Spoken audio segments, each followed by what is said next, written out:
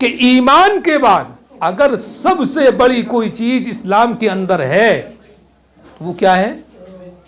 کیا ہے بتائیے؟ وہ وہی چیز ہے کہ جس کو ہم نے سب سے کم سمجھا ہے.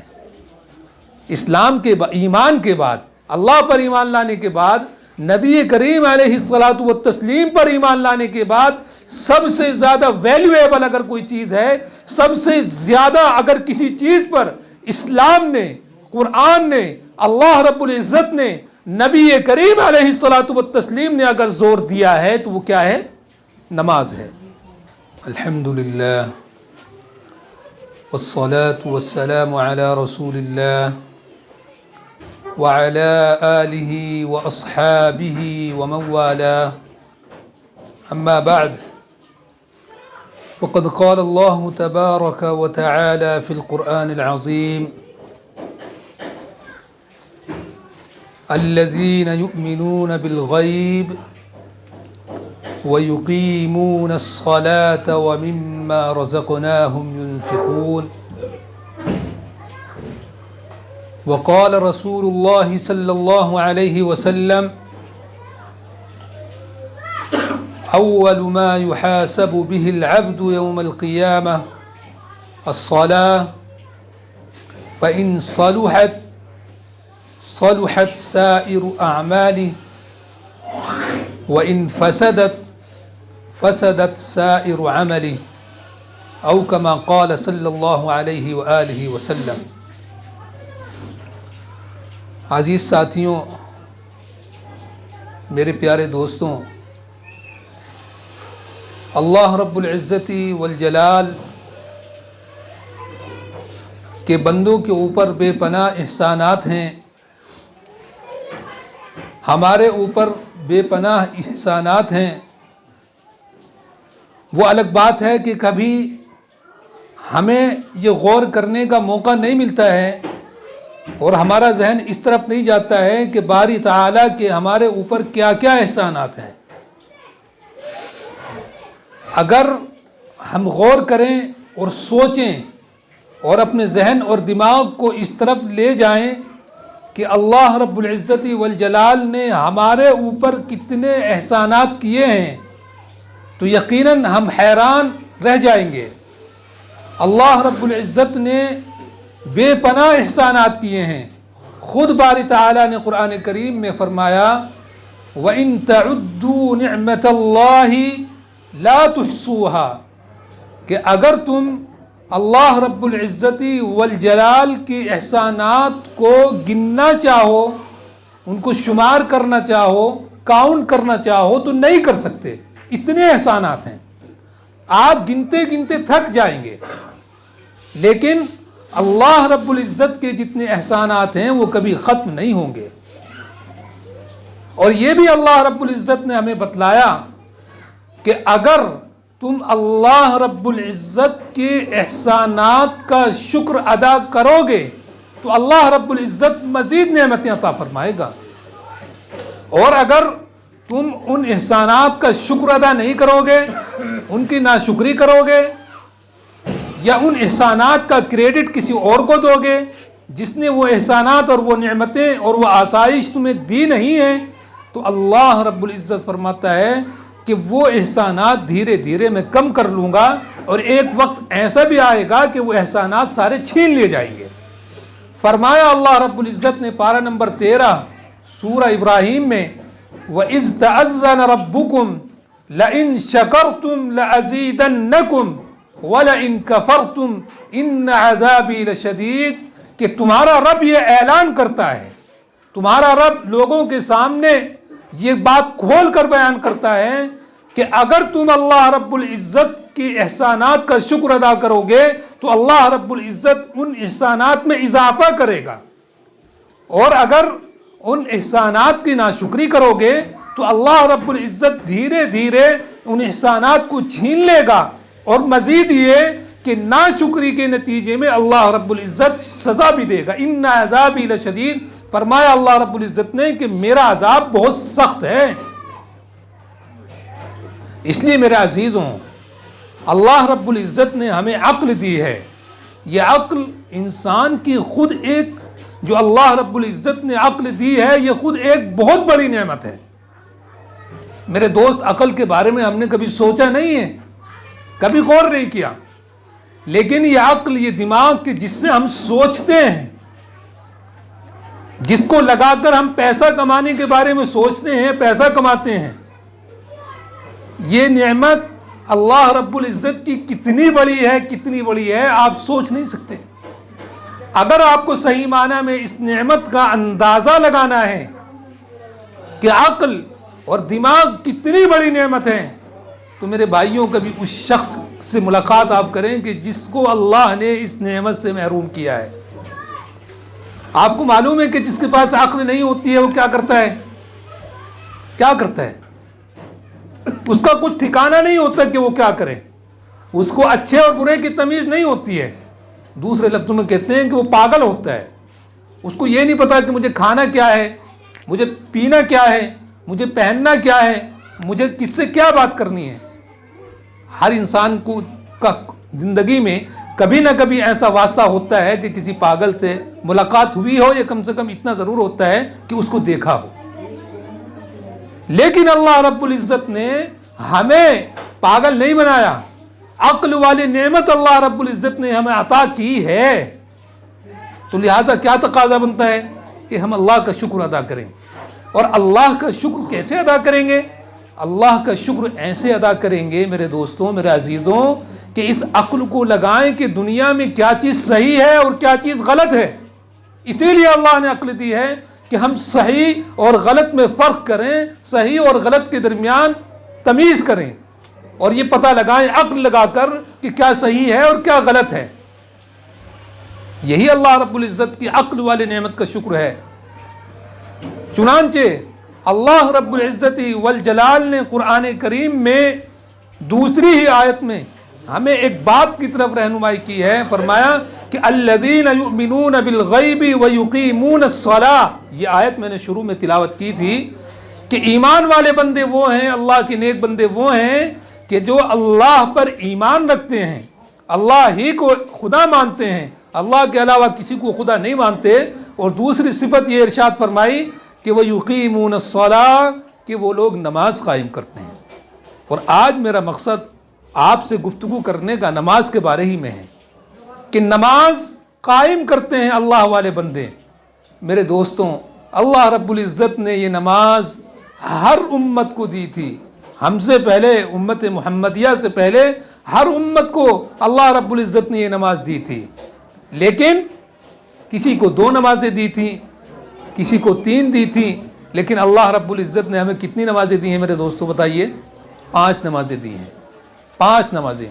یوں تو اللہ رب العزت نے شروع میں 50 نمازیں دی تھیں، لیکن حضور نبی کریم علیہ الصلاۃ والتسلیم نے حضرت موسیٰ علیہ الصلاۃ والتسلیم کے کہنے پر، حضرت موسیٰ علیہ السلام کے تجربے کی روشنی میں اللہ رب العزت سے 45 نمازیں کم کرا لی، نہیں تو کتنی نمازیں تھیں؟ 50 نمازیں تھیں۔ فرمایا نبی کریم علیہ الصلاۃ والتسلیم نے کہ جعلت قرۃ عینی فی الصلاۃ، نبی فرماتے ہیں صلی اللہ علیہ وسلم کہ جن کا نام لے کر، جن کے نام کے ہم دیوانے اپنے آپ کو کہلاتے ہیں، جن کے نام پہ نام رکھ کے ہم اپنے آپ کو مسلمان کہلاتے ہیں، فرماتے ہیں نبی کریم علیہ السلام کہ میری آنکھوں کی ٹھنڈک نماز میں ہے۔ کیا فرمایا؟ میرے آنکھوں کی ٹھنڈک نماز میں ہے۔ فرمایا نبی کریم علیہ الصلاۃ والتسلیم نے کہ الصلاۃ عماد الدین، نماز دین کا، ایمان کا، اسلام کا ستون ہے۔ اور ستون اور پلر کی حیثیت بلڈنگ میں کیا ہوتی ہے آپ سمجھ سکتے ہیں۔ اسی لیے اسلام کے 5 ارکان ہیں۔ نبی کریم علیہ السلام نے فرمایا کہ بنی الاسلام علی 5، شہادت ان لا الہ الا اللہ وان محمد الرسول اللہ واقام الصلاۃ وایتاء الزکاۃ وحج البیت من استطاع الیہ سبیلا وصوم رمضان، کہ ایمان کے بعد اگر سب سے بڑی کوئی چیز اسلام کے اندر ہے وہ کیا ہے؟ کیا ہے بتائیے؟ وہ وہی چیز ہے کہ جس کو ہم نے سب سے کم سمجھا ہے۔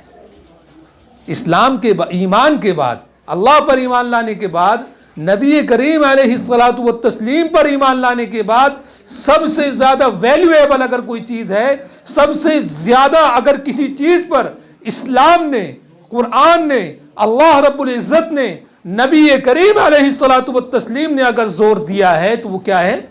نماز ہے۔ نبی کریم علیہ الصلاۃ والتسلیم نے پوری زندگی میں کبھی ایک نماز بھی قضا نہیں کی ہے۔ آپ کے صحابہ نے جو سچے دل سے آپ کے پیروکار تھے، جو پکے مومن تھے، کبھی انہوں نے بھی کوئی نماز جان بوجھ کر قضا نہیں کی ہے۔ یہ نماز ایسی ہے۔ فرمایا، ایک صحابی رسول رضی اللہ عنہ فرماتے ہیں کہ جب نبی کریم علیہ الصلاۃ والتسلیم کو کوئی اہم معاملہ درپیش ہوتا تھا، کوئی اہم معاملہ درپیش ہوتا تھا تو آپ سب سے پہلے اسباب کی طرف نہیں بھاگتے تھے۔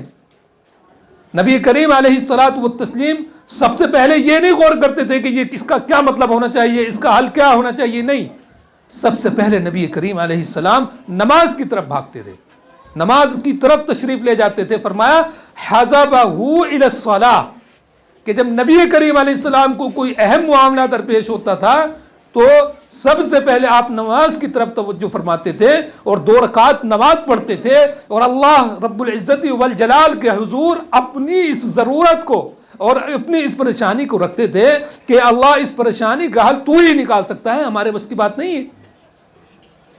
لیکن آپ ایمانداری سے بتلائیے کہ اگر ہمیں کوئی مسئلہ پیش ہوتا ہے تو ہم کیا کرتے ہیں؟ مان لیجئے خدا نہ کرے ہمیں کوئی بیماری لاحق ہو جائے یا ہمارے پریوار میں، ہمارے گھر میں کسی کو کوئی دقت اور پریشانی ہو جائے تو سب سے پہلے ہمارا دماغ کیا کام کرتا ہے بتائیے؟ سب سے پہلا جو کام کرتا ہے میرے دوست، وہ کام کرتا ہے کہ ڈاکٹر کے پاس لے کر جاؤ۔ کیا کام کرتا ہے؟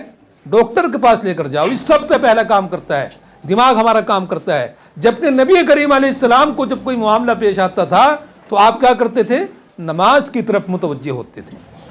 اس لیے میرے عزیزوں، آج وقت بہت کم ہے، میری آپ حضرات سے یہی گزارش ہے، یوں تو بیان ہر جمعے کو ہوتا ہی ہے، آپ سنتے ہی رہتے ہیں، لیکن ان بیانات کو اور اس کہنے سننے کو ایک رسم نہ بنا لیا جائے کہ ہر جمعے کو بیان ہوتا ہی ہے، کوئی بات نہیں، آج بھی ہو رہا ہے۔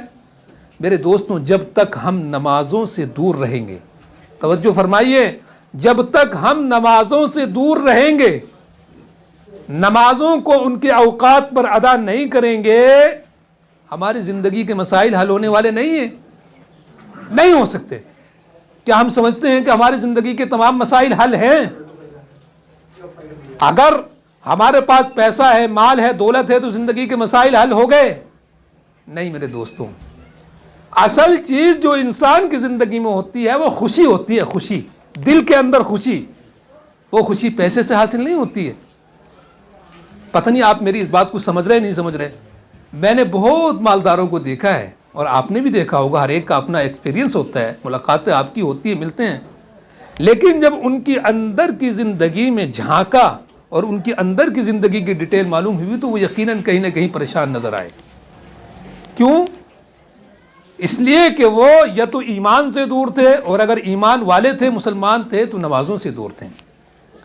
آپ نمازوں کی پابندی کر کے دیکھیے، چاہے آپ کتنے ہی غریب ہوں، آپ کتنے ہی بیمار ہوں، لیکن بھائی صاحب دل میں آپ کے سکون، آپ کو کوئی پریشانی نہیں ہوگی۔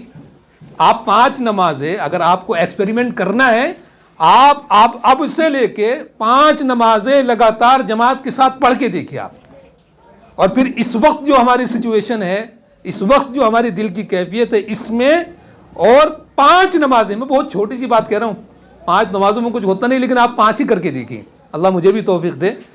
اب میں یعنی اب جو ہمارے دل کی سچویشن ہے اور 5 نمازیں پابندی سے جماعت کے ساتھ ادا کرنے کے بعد دل کی جو کیفیت ہوگی اور دل میں جو سکون ہوگا اور دل میں سرور ہوگا وہ الگ ہی ہوگا، آپ کو فیل ہو جائے گا، آپ خود محسوس کریں گے۔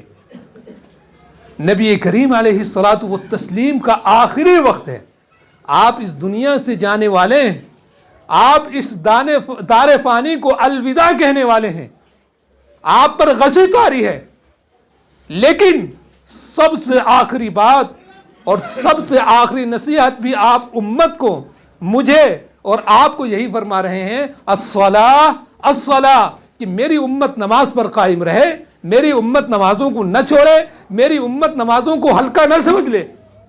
میرے دوست کوئی تو بات ہوگی، جب انسان کا آخری وقت ہوتا ہے تو وہ کون سی بات کرتا ہے آپ بتائیے؟ جو بہت ضروری بات ہوتی ہے، جو بہت اہم بات ہوتی ہے، کوئی حساب کی بات ہوتی ہے، کوئی کتاب کی بات ہوتی ہے، کسی کو وصیت کرنی ہوتی ہے، کوئی قرض وغیرہ کا معاملہ ہوتا ہے، یہی نہیں سمجھاتا ہے انسان۔ لیکن نبی کریم علیہ السلام کیا سمجھاتے ہیں؟